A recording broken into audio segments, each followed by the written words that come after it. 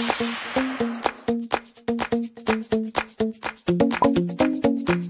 hi guys! Welcome back to my channel. It's me again, Jom. And kung hindi ka pa subscribe channel ko, subscribe ka na and click the notification bell sa baba para ma-notify ka every upload ko ng video. So for today's video, alam ko naman nababasa na sa title and sa thumbnail kung na bang gagawin natin ngayon. Sobrang ingay ng mga nasa paligid natin.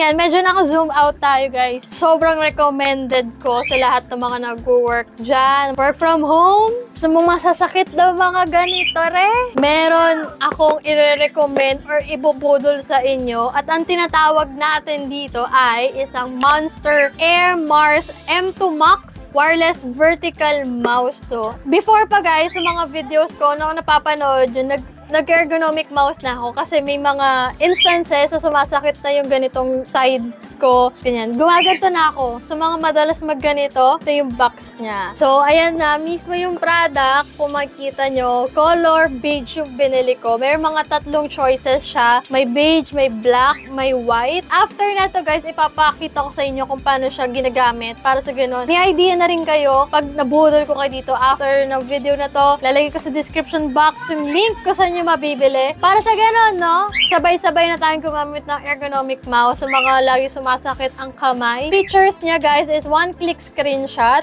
Meron din page up and down. Meron din siyang screen brightness. And then meron din siyang volume adjustment. May desktop display din siya. And then meron din siyang task switching. Yung mga alt-tab kayo ng alt-tab. Pwede na to sa mouse mismo, no? Meron din siyang table movement, advance and retreat, and then the zoom size. Una makikita nyo dito ay, syempre, ang manual, no? Hindi pwedeng mawala ang manual. And then ito is cable charger. Type-C na talaga. So, ang dami na nating Type-C charger. Ito mismo yung mouse. Sobrang ganda niya, guys. Ayan, ang ganda niya. So, sa mga magtataka, ano ba yung ergonomic mouse? Pag nilagay nyo, ganyan siya. The usual naman talaga ng hand movement natin is pag ganito, pa side. So, sumasakit minsan yung ganito nyo dahil hindi siya sanay. Kaya ngayon, ito, may ergonomic mouse, ang tinatawag the vertical mouse dahil kapag hinawakan nyo yung mouse, ang dami niya mga clickables. Meron din siyang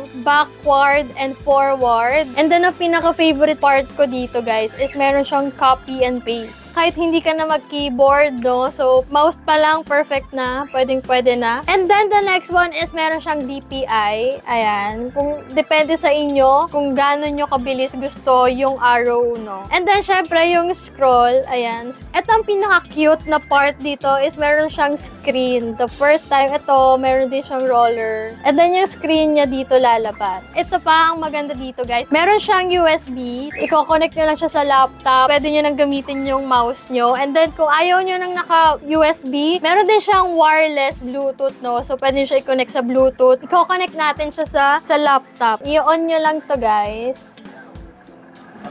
So, may makikita kayo dyan yung screen. Ito na siya, oh. So, para gumana yan, guys, i-click nyo muna tong button. One click, and then pwede nyo siyang ilipat kung anong gusto nyo. Ayan. Kapag gusto nyo na magstay dyan, ayan ang gagamitin nyo. Iiwan nyo lang sa screen mismo. So, meaning, yun na yung mismong gagamitin nyo. Ang nasa screen ko ngayon ay desktop. Mapupunta ka sa desktop mo. So, pag inikot natin, so, babalik. Ayan.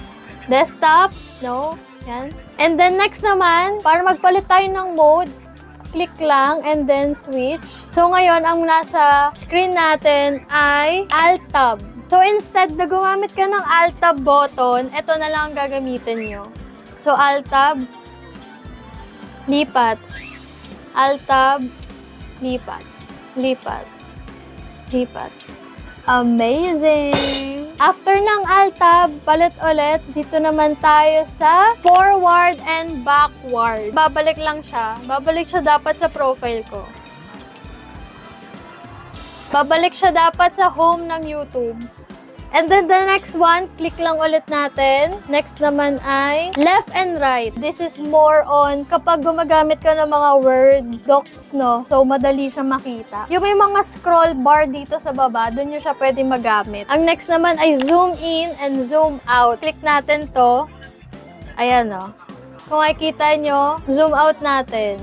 Click ulit, next. Etong screenshot is my favorite, no? Kasi ang hilig natin mag-snipping tool. Hindi ko na kailangan i-click yung snipping tool or i-search siya. I-roll lang natin yung scroll niya. So, pwede ko na siyang... And then, automatic din siya nagsisave. So, kung saan nyo siya isi-send, dapat masend nyo siya right after, no? Then, meron namang notif dito sa gilid kung isi-save nyo siya. The volume, meron ding volume dito. So, kung ayaw nyo mag-click-click dyan, mouse lang kayo. Ayan, kung makikita nyo dito.